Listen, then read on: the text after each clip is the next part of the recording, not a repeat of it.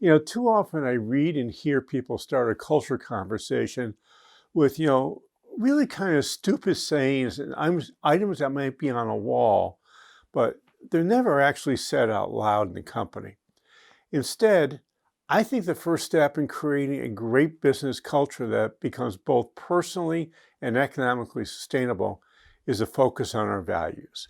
Values are what lead to culture, and first you must really have a well articulated value statement in your company. In fact, several value statements. So the first step in this process is discover what the values of the owner or the owners of the businesses are. I've often seen that owners want to make the value discovery process a group activity, meaning they want to bring lots of people in their company into it. That's a nice idea, but the truth is, in a privately held company or even in a public company, you see that the culture starts adopting the values of the CEO. So with the owners and the CEO of the company, they're the people who are responsible for creating values and articulating the values in your company. So in my experience, it's a giant mistake when you make this a group activity. Instead, you want the people who work with you to adopt and support your values, not the other way around. So if you don't do this, you might find yourself a stranger in your own business. I hope you're asking yourself, what do I have to do to identify, communicate, and integrate values into my company? Well, that's what this week's video is all about, is how you go about doing that.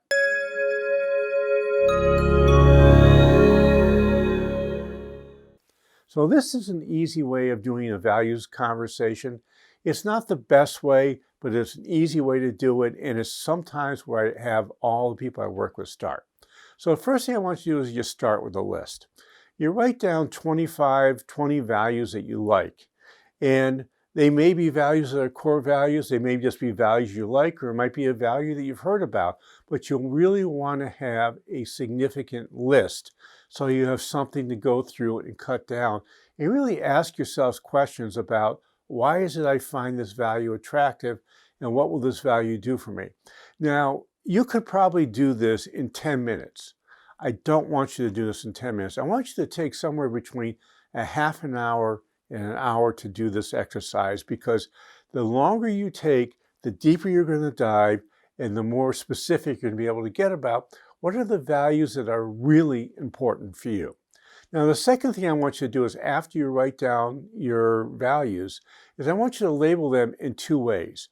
One would be a core value, which is a value that you have that's dear to you and true to you 100% of the time, or maybe 99% of the time, because I'm not sure you ever get to 100%.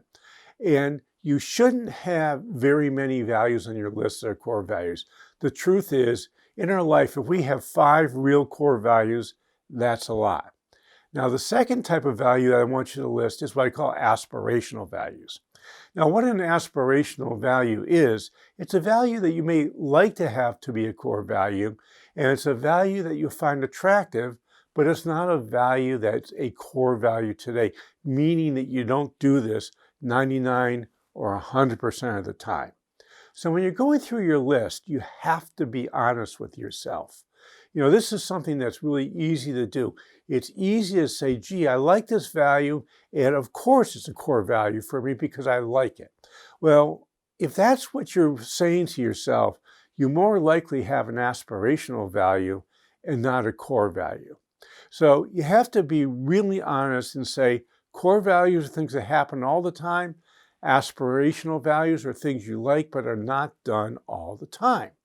So if you have 5 core values as you're going through your list of 25, stop. If you have 7 core values, you need to cut it down to 5. If you have 2 or 3 core values, you're going to need to find more values that you want to move into core values. And that's where you start looking at your aspirational values and saying, which of these aspirational values am I willing to work really hard on to make become core values?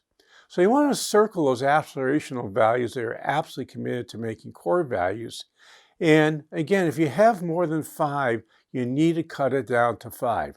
And the reason you need to cut it down to no more than 5 is you're going to use these as tools in your company, and you can't have 10 core values in your company because it becomes unwieldy. In my experience, you should have between 3 and 5 core values that are absolutely true 100% of the time. And we're going to build lots of things around these core values and use these core values as tools. So you need to do this really in a great statement. So the next thing you need to do is that after you have your 3 to 5 core values, you need to write a clarifying statement about what each of the values means. For example, one of our core values here is simplification. Now, if I just tell you my core value is simplification, you're going to make up a definition for what you think simplification means. Now, that may or may not be what I mean, so it's my job to provide everybody with a clarifying statement around what simplification is. And our clarifying statement is we take the complicated and make it simple to understand and implement. So it's really pretty simple. My job is to take complicated things and make them simple, not to take simple things and make them complicated, which is what too many advisors do. Now that I've told you what my clarifying statement is, you know what I mean when I tell you a core value is simplification, that I'm going to try to take complicated things and make it simple, and take simple things and keep them simple. Now, this is only the first step. Values without an implementation strategy is just a complete waste of time. So I have a question for you. Are you committed to putting values to work in your company? If you are, developing what your values are and putting clarifying statements around them is only the first step. Now, next week, we're going to help with the implementation process of using the values that you have set are core values and are willing to make core values. How are we going to use these in our business? How are we going to use these with our stakeholders? So what do you think?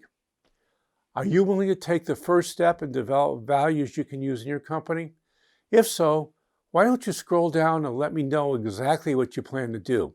Hey, while you're at it, download our free cheat sheet on developing values for your business. Just click on the button below this video and I'll be on its way to you. Hey, this is Josh Patrick. You're at The Sustainable Business. Thanks a lot for stopping by.